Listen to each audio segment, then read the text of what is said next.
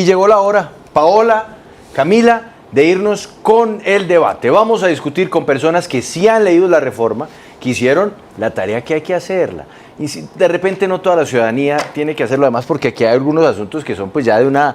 Mucho tecnicismo. Sí, de una técnica, un tecnicismo, pues, pero por lo menos conocer cuáles son los elementos principales de este cambio que se le quiere hacer a la salud. Por eso abrimos el debate. A ver, Camila, su invitado. Sí, señor, empecemos con Ciro Ramírez, es senador del Centro Democrático de la Oposición. Senador, muy buenas tardes y mil gracias por acompañarnos en Sigue la W. Camila, muy buenas tardes, un saludo a todos los oyentes y gracias por la invitación. Gracias, senador. Empiezo preguntándole, ¿qué es lo que más le preocupa de esta reforma? Pues la verdad, todo. Cada vez que uno ahonda más en la lectura de la reforma, sale más preocupado. Camila, nos dijeron hace unos días que no iba a pasar nada con las EPS, yo no sé para qué dicen eso, cuando vemos una reforma que básicamente replantea todo el sistema. Y cuando hablo de replantear todo el sistema, una de las piedras angulares pues precisamente son las EPS, y lo que hace es cambiarle todas sus funciones. Uno diría, hombre, no están acabándolas, pero en realidad sí las están acabando porque las están ubicando para realizar otras funciones completamente diferentes a las que hoy realizan. El hecho de poder tener como piedra angular una EPS, que es la que racionaliza la prestación del servicio, la que asume las pérdidas, hoy vemos en la creación de estos fondos regionales, de este Consejo Nacional que también están creando, de manejar por parte de los alcaldes y gobernadores en esos consejos, pues la verdad que se va a prestar a que esta estatización que hacen del sistema de salud pues tenga unas repercusiones graves en materia de corrupción, en materia de prestación del servicio, pero sobre todo en lo que nosotros hoy pues estamos muy preocupados es en para dónde va este sistema y cómo va a ser esa transición que tampoco lo explican gravemente y que lo dejan obviamente a la reglamentación por parte del gobierno. Pero lo más grave de esto es que hoy tenemos unas entidades que no solamente asumen las pérdidas, sino que precisamente lo que hacen es no intermediar, sino asegurar un sistema. Haga de cuenta el seguro, un seguro como cualquiera, y que la ministra ha dicho que no porque no tiene reaseguro, pues precisamente cómo van a reasegurar si precisamente a través de tutela las EPS entran prestando unos servicios y unos medicamentos por fuera del plan de beneficios. Entonces lo que aquí estamos viendo es una gran preocupación. Y aquí yo sí tengo que decir, Juan Pablo, que los congresistas que aprueben esta reforma tal y cual como está radicada se responsabilicen por la salud de los colombianos. Bien. Porque es muy grave lo que va a pasar con la prestación del servicio. Senador, le quiero hacer una pregunta, pero antes, ¿me puede decir, Camila, con quién vamos a estar conversando de contraparte? Porque es que aquí están diciendo que cómo así, que solamente un senador del Centro Democrático. No, señores, tranquilos, es que pausa, sosiego, por favor. Aquí siempre tenemos la parte y la contraparte y vamos a tener al representante a la Cámara del Pacto Histórico, Alfredo Mondragón, que hace parte de la Comisión Séptima de la Cámara. Gracias, perfecto. Entonces, le voy a hacer esta pregunta al senador Ciro y al representante y continúa usted. Bueno, listo. Senador, ¿usted tiene salud prepagada o usted lo atiende por EPS? Yo tengo por EPS y tengo prepagada. Tiene prepagada. Entonces usted lo atiende por la prepagada. Claro. Y EPS. O sea, usted no va a usar nunca ha usado su prepagada, usted lo van a atender por la EPS. Me han atendido por las dos, por la EPS y por la prepagada. Ok. Es que créame, y le hago esta pregunta porque es importante saber qué dimensión tiene uno del problema. Porque una cosa es cuando uno va por la prepagada o el plan complementario, en donde sin duda hay unos caminos más expeditos que cuando uno va por la EPS. Bueno, y eso también depende de la EPS. El representante Mondragón, me dice, sí, Camila. Señor. Representante Mondragón, buenas tardes. Quiero hacerle la misma pregunta y ya Camila entra en materia con usted. Usted tiene EPS, plan complementario, prepagada. Buenas tardes, bienvenido. Hola, buenas tardes, Juan Pablo, a Camila, a toda la audiencia. Yo tengo EPS, no tengo prepagada, y he tenido muy buena salud afortunadamente, o si no estaría bien jodido. Listo. Es que eso es clave a la hora de dar esta discusión, porque hay unos colombianos que pueden pagar prepagada y tienen una visión, no voy a decir distorsionada, pero sí distinta del sistema de salud que le toca a quienes como yo, somos usuarios de EPS. Adelante, Camila. Exactamente, pues quisiera preguntarle precisamente por las EPS, y es que decía el senador Ciro Ramírez que se les van a quitar las funciones, que van a tener otro tipo de funcionalidad. Entonces quisiera preguntarle por esas preocupaciones. Incluso otros congresistas de la oposición dicen que prácticamente serán eliminadas. Bueno, mira, el compromiso del presidente Petro y de nosotros como pacto histórico es contribuir a que hayan reformas para que se acaben o para que disminuyan progresivamente las barreras de acceso. La población, así no conozca de manera explícita de cuál es la ley que orienta o regula determinadas situaciones de la vida social, la padece cotidianamente. La mayoría de la población no accede a planes privados de salud, ¿cierto? A medicina prepagada. Y la gente que busca esa medicina prepagada lo hace ¿por qué? Pues porque necesita que lo atiendan bien, porque el régimen general no le permite. Y eso yo no me lo estoy inventando, eso lo ha dicho estudios o análisis de la Organización Panamericana de la Salud, de la Organización Mundial de la Salud con la Universidad Nacional en el 2002, que plantea que parte, digamos, de las dificultades o las barreras de acceso a la salud tienen que ver con, digamos, la espera, la demora en las citas, tiene que ver con tramitología en los servicios, y eso es una realidad. Por supuesto que es posible que quienes hayan estado en escenarios de poder y en el Congreso de la República, pues no tengan que enfrentarse a hacer una fila en la madrugada para pedir un examen especializado, y se le convierte eso en una burbuja, en un privilegio que lo saca desde allá. Yo no quiero que a mí, por ser congresista de la República, quedarme en una burbuja, en un privilegio, y termine diciendo cosas que no son. Yo creo que a la gente no se le puede maleducar haciéndole creer que lo que ellos han vivido o lo que pasa en el país es totalmente distinto a lo que las otras personas quieren afirmar. ¿Y por qué digo eso? Porque es que no se le puede mentir a la gente. Las EPS nunca han asumido pérdidas del sistema de salud. ¿Quién dijo eso? Lo que se ha demostrado es que ante los recursos públicos de la salud pública se han quedado enredados en corrupción, en clanes políticos de las regiones, en senadores de la República, en expresidentes con sus familias tratando de manipular los recursos públicos. Mientras tanto, a la población la someten, como hay estudios de encuestas de calidad de vida o estudios que hacen la revisión de la calidad de la atención de las EPS, plantean que en el 2019 las demoras para cuando se pide la cita y efectivamente se le concede, en el 2019 estaban en 24 días, en el 2020 en 33 días y en el 2021 más de 44 días. Entonces, lo que está sucediendo es que el pueblo colombiano ha dicho: necesitamos superar las barreras burocráticas de acceso en las cuales se convirtieron las EPS, y creo que eso es lo que se está tratando de corregir. Claro, representante, pero yo sí quisiera que concentráramos el debate un poco más en lo que va a pasar con esta reforma, en lo que viene hacia adelante, porque es que el debate de cómo está hoy el sistema, pues ya lo hemos tenido en muchas ocasiones y hemos hablado mucho de lo que pasa hoy con la salud en Colombia, cuáles son sus problemas y cuáles son sus fortalezas.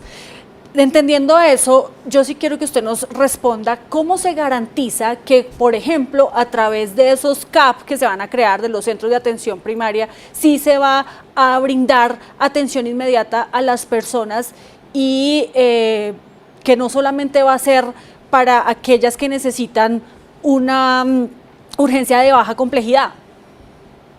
Bueno, muy bien, a mí me parece que es muy buena tu pregunta y creo que se conecta con lo que yo estaba tratando de hacer ahorita. Es que algunas personas, para que haya un buen tratamiento y una buena atención, tiene que haber un buen diagnóstico. Algunas personas nos quieren proponer que nos olvidemos que tenemos un sistema que le ha negado la atención a cientos de miles de personas, y como que si nosotros hiciéramos abstracción de eso. Entonces, lo que hay que decirle a la población es que datos internacionales, las organizaciones mundiales de la salud lo han dicho: las mayores necesidades de atención en salud se resuelven casi siempre en la atención primaria en salud. Dicen que entre el 80 y el 90% de los casos se podrían resolver en una atención primaria de salud. Por lo tanto, lo que está proponiendo en esta reforma a la salud de la sociedad civil, que el gobierno nacional lo acoge y nos lo envía a nosotros al Congreso, es que a través de los centros de atención primaria integral y resolutiva sea la puerta de entrada a la población para que haya un ejercicio de prevención en salud, porque un sistema de salud lo que tiene que garantizar es evitar enfermedad y muertes prevenibles. Y en ese sentido, esa va a ser la puerta de entrada para identificar en la condición de salud que se encuentra la población, y a través de de esos centros de atención primaria en salud, que tienen que ser integrales y resolutivos, tendrían que conectarse con una atención de mediana y alta complejidad a través de unas redes de prestadores de salud, de prestadores, ¿ya? Cuando los casos pues sean de atenciones más puntuales. Y ahí va a ser un elemento clave, porque esos centros de atención primaria no van a ser para pedirle a la gente que necesita una autorización para una cita especialista o para una autorización de un examen especializado, sino que van básicamente a remitir. No van a buscar autorizar para que se vuelva una traba, una barrera de acceso, sino que van a remitir inmediatamente a la red de prestadora que va a ir acopiando. Esto, por supuesto, tiene que estar acompañado de un proceso de fortalecimiento de equipos de trabajo, de equipos de atención extramural, pero también de infraestructura, porque les doy un dato: 630 municipios en Colombia están sin un centro de atención en la zona rural. 630 municipios.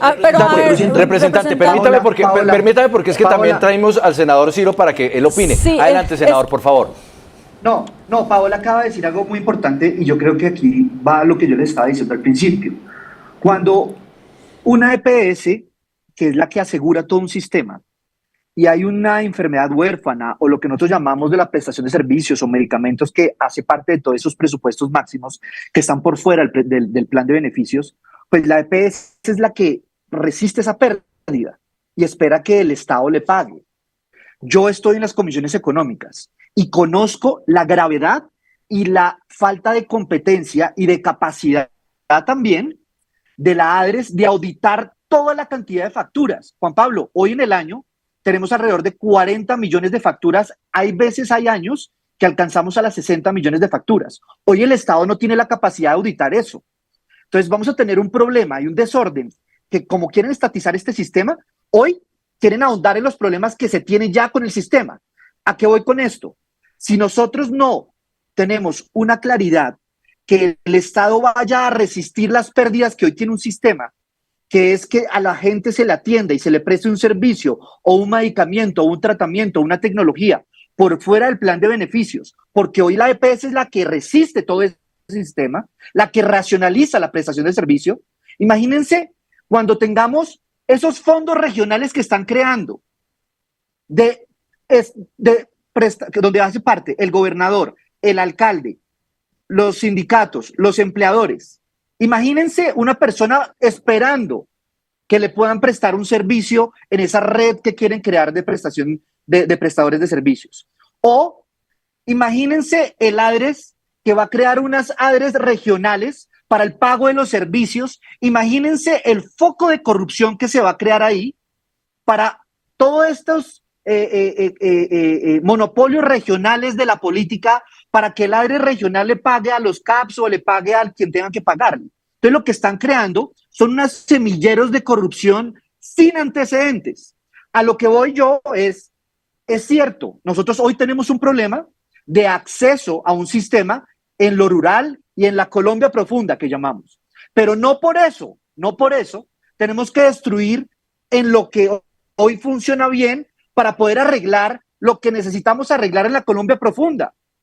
Y si nosotros también hablamos de un sistema tarifario sin ninguna lógica de costeo, y no estoy diciendo que no funcione en otros países, sí, pero si aquí van a crear un sistema tarifario sin ninguna lógica de costeo, imagínense el problema que hoy vamos a crear para la prestación de servicio. Nadie va a querer prestar un servicio de alta complejidad, porque lo están tabulando sin ningún costeo, sin ningún sistema de costeo eficiente. Y por último, quiero decirles que si faltaba una reforma de la salud, porque no sabemos qué es lo que quieren hacer, porque por este lado van a reformar la salud, por el otro lado están metiendo varios artículos en el plan de desarrollo que quieren hacer lo mismo. Por otro lado, quieren crear facultades extraordinarias al presidente, donde le dan 6 meses para que expida cualquier norma que falte en materia de salud. Y por otro lado, quieren crear facultades extraordinarias para crear o cambiar o mejorar un sistema laboral o el régimen laboral de los profesionales de la salud. Y en pocas semanas nos van a radicar una reforma laboral. Entonces uno no entiende este gobierno si está improvisando, si es una falta de coordinación o de organización, pero nos mandan un plan de desarrollo con media reforma a la salud. Nos mandan una reforma a la salud ayer.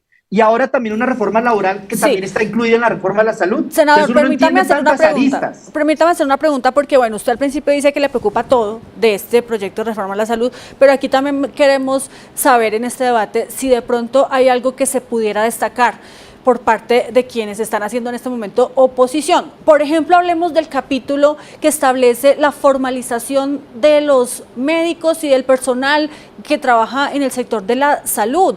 Entendemos que esto, pues, financieramente tiene un costo bastante alto, pero que sí es necesario y urgente que, pues, a los médicos por fin se les estabilicen sus contratos. Paola, dos temas y quiero recalcar lo que usted dice. Los profesionales de la salud y la remuneración que ellos tienen es algo que se debe arreglar, corregir, mejorar, modificar. No le hemos preguntado al ministro de Hacienda cuánto es el costo fiscal de esta reforma, más el de adoptar todos esos profesionales de la salud bajo prestaciones de servicios, contratos sindicales, empresas de servicios temporales, en planta, cuánto le costaría eso al Estado y si el Estado tiene esos recursos. Y no se nos olvide que solamente para este año faltan 5 billones solamente para el aseguramiento, solamente para prestar el servicio de salud deficiente. Para este año faltan 5 billones y no nos han dicho si lo van a meter en la edición presupuestal. Y lo otro que me parece que sí es necesario es el que la Colombia dispersa pueda tener mejor prestación del servicio de salud.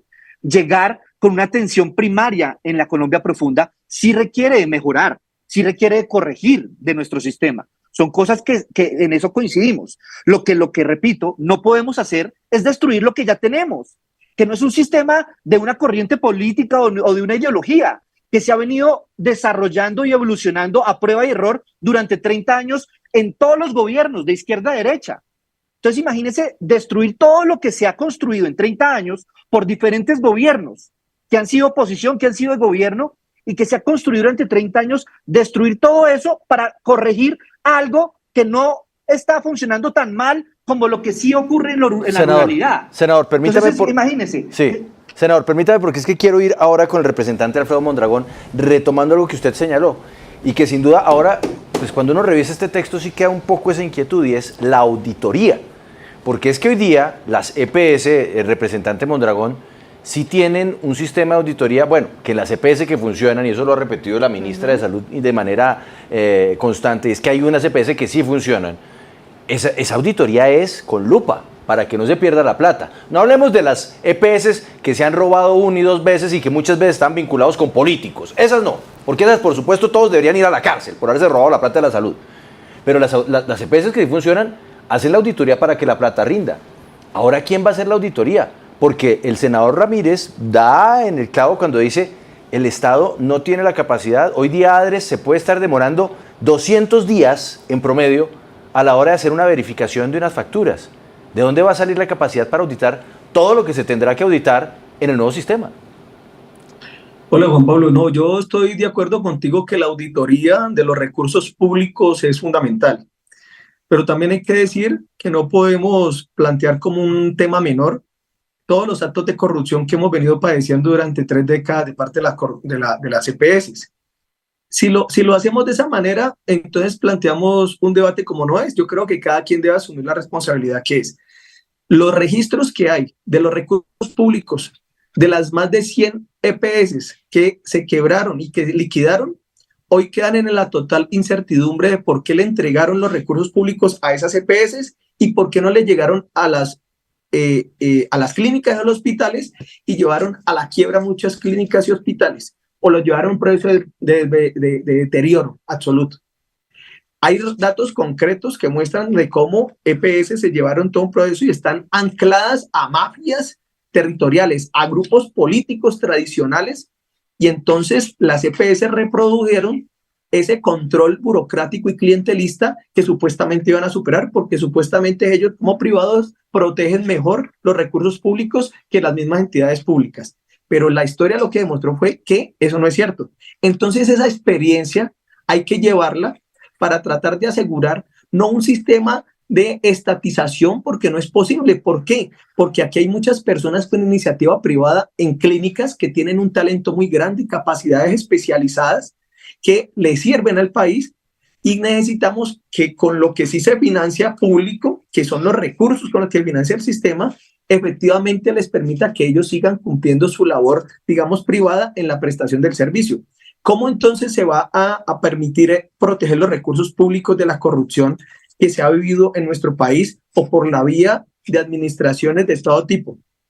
Con los fondos regionales se busca un fondo de aseguramiento que va a tener una forma de la UPC. Ese sistema de aseguramiento le va a asignar recursos, ese fondo regional le va a asignar recursos a las redes, a los CAPIR, y en ese ejercicio lo que va a hacer es que estos fondos regionales solamente van a auditar y a registrar de manera contable si la prestación del servicio se hizo y que si efectivamente se le debe materializar el giro, el pago, porque el pago lo tiene que hacer a través de la DREI. ¿Cuál es la ventaja de eso? Le digo, la ventaja de eso es que desde el año pasado nosotros aprobamos en el presupuesto general de la Nación, en una adición presupuestal, que para el tema de salud fue más de 1.3 billones de pesos y 130 millones de pesos, y más de 130 mil millones de pesos iba para avanzar en un software, un sistema de información único que lo plantea también esta reforma para tener en tiempo real, porque hoy hay las herramientas tecnológicas. Claro, pero hay representante. En tiempo real, ¿cuáles son los recursos? Claro, pero representante, si usted mira en las EPS que funcionan, insisto, hay unas que se robaron y, en fin, pero las que funcionan, el tema de la auditoría lo hacen personas, lo hacen médicos auditores, que se dedican a revisar facturas y que se dedican a revisar si lo que están mandando los médicos es lo que necesita el paciente. Pero bueno, quiero volver con el senador Ciro Ramírez y me quiero detener en el artículo 82, que habla del Servicio Único de Atención Prehospitalaria y Extrahospitalaria. ¿Eso a usted no le parece algo bueno? Que por fin los colombianos estén donde estén. Los que, por supuesto, los que no tienen prepagada, puedan enfermarse en cualquier lugar y recibir de verdad un servicio de atención que sea bueno y no que les toque esperar que de alguna manera les brinden una atención prehospitalaria que a veces es el punto en donde arranca el cuello de botella. ¿Eso no es un punto a favor de una reforma que busca que más colombianos puedan tener derecho a una mejor salud? Juan Pablo, lo que yo estaba diciendo es, nosotros no podemos destruir lo que sí funciona para precisamente corregir lo que no funciona. Eso, por ejemplo, que en las zonas alejadas del país, donde no hay acceso fácil, donde hay una prestación eficiente del servicio, pues logremos que un sistema llegue a los colombianos y a todos los colombianos de manera eficaz. Pero no por eso tenemos que destruir el resto. Entonces, a lo que yo voy es, si hoy las entidades territoriales no son capaces de entregar los informes de lo que hoy prestan en servicios. Bogotá fue difícil. Bogotá, que uno diría, hombre, Bogotá pues es la capital del país y tiene los funcionarios más eficientes para poder auditar y poder entregar la información. Ni siquiera fue capaz. Entonces, imagínese en las entidades territoriales más alejadas, esos fondos regionales, ¿cómo van a entregar? Y para volver a su pregunta, Juan Pablo, estoy de acuerdo, pero para eso lo que nosotros decíamos era construir sobre lo construido, mejoren lo que funciona mal, busquemos cómo este sistema es más eficiente y cómo puede llegar a los territorios más alejados, pero no por eso tenemos que revolcar todo el sistema, que es lo que están haciendo. Y lo más importante de todo esto, cuando hablan de la UPC, Juan Pablo, UPC que es más o menos la prima, lo que se paga por cada colombiano, que el Estado paga por cada colombiano, en tanto el régimen contributivo como el subsidiado, pues hoy tenemos un faltante de recursos porque precisamente eso se va adaptando según la inflación. Entonces imagínense el Estado asumiendo esa pérdida que hoy asumen las EPS. Solamente hay un faltante de más de 2 billones de pesos del año pasado, que la inflación fue el 13%, y se hizo bajo unas proyecciones muy diferentes porque la inflación fue mucho más alta. ¿Quién va a asumir eso? ¿El Estado? ¿Y con qué recursos? Si aprobamos el presupuesto con las vigencias de los años anteriores. Entonces la gran pregunta es, ¿quién va a asumir las pérdidas? Siempre. Sí, ¿y cuánto deben? ¿Y cuánto deben? Siempre, pero es ¿quién asume esa pérdida hoy? Representante Mondragón. ¿Quién asume esa pérdida hoy? Bueno, respóndale entonces, representante, ¿quién asume? Mira, a mí me parece un poco, digamos, preocupante que un senador de la República quiera convencer al país que las EPS ponen dinero o asumen como si fueran un fiador frente cuando hay riesgo o cuando hay supuestamente pérdidas, como decía. Representante, pregúntele a ver quién está asumiendo las pérdidas de los servicios y medicamentos por fuera del plan de beneficios. ¿Quién los está asumiendo hoy? ¿Cuánto les debe el Estado a las EPS? Pregunte esas cifras. Para el debate de esta reforma hay que tenerlas. Yo quisiera que usted le dijera cuántos son los recursos propios de las EPS que ponen, aparte de los recursos que ya administran, de los recursos públicos que ponen, es que para cubrir los faltantes. Ojo con eso. Solamente las EPS en reservas tienen 8 billones de pesos. Lo que la ministra se equivocó están de lo que le deben pagar a los hospitales y están en reserva, cosa que su ministra se equivocó y lo tienen en reservas. No, usted equivoca y le voy a explicar. Y para que le expliquemos bien a la gente.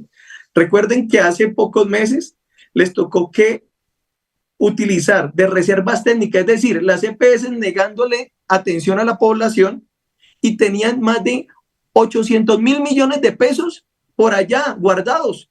Eso es casi que criminal. Usted tener 800 mil, casi 1 billón de pesos, porque ese fue el informe que dieron, en donde buena parte se iba a la nueva EPS y a otras entidades. Son recursos públicos que los dejan como reservas técnicas que para que después poder cubrir situaciones emergentes. Eso no son dineros de las EPS, son dineros públicos. Usted tiene que entender que eso no son dineros de las EPS y no le echemos ese cuento ni al periodismo serio ni a la ciudadanía echándole cuentos. Eso no es cierto que asumen el riesgo porque son recursos públicos. ¿Sabe qué es lo que pasa? Lo que pasa es que lo meten dizque ahorrando plata en unas reservas técnicas para ¿usted cree que mientras con que la le UPC, niegan los servicios a la gente. ¿usted cree que con la UPC, representante, usted cree que con la UPC del 2022 las EPS podían atender y prestar todos los servicios costeados por las EPS?